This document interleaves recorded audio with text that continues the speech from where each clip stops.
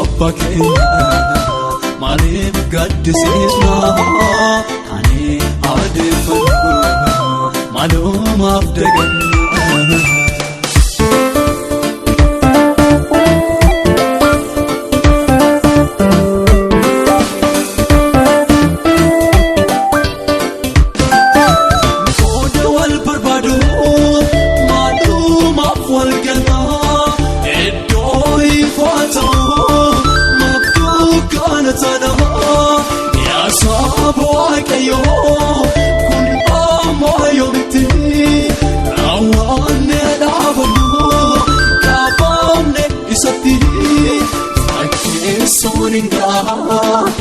Nugana bana wakayon wakakenya enigamajesna fakisoninga nugana bana wakayon wakakenya enigamajesna afane hiname jalala shedone kanundu wali Okuma hadane wakati Abba keenya maaliif gaddisiisna ani adeeffadhu maalumaaf daganna.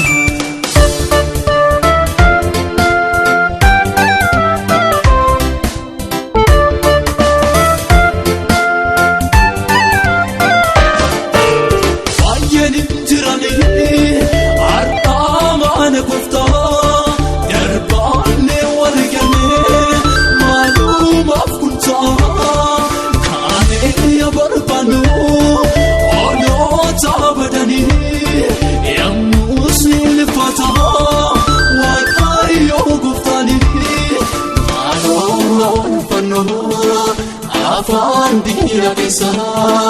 gatis ni argana kanda dabena malo alpano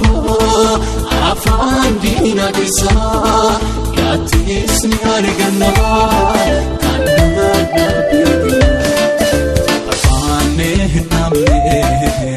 jalala shedone kanundu wali Okuma hadane wakati Abba keenya maaliif gaddisiisna ani adeeffadhu maalumaaf daganna.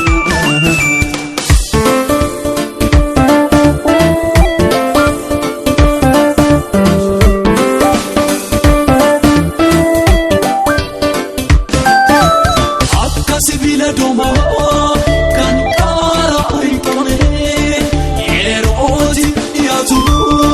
kan bu'aa ilaalee deddeebiin akkanaa bu'aa tokkoon qabu tokkummaadhaan kanee jaalala gonfadhu yaasaba waaqayyoo jaalalli jaboo dhoksaa darbees jaalallee kan caabee wadanaa yaasaba waaqayyoo Jalali jaboo dhoksaa darbees jaalallee kan caabee wadanaa afane namne jalala shedone kanundu waliif tokkuma hadane wakati Abba keenya maaliif gaddisiisna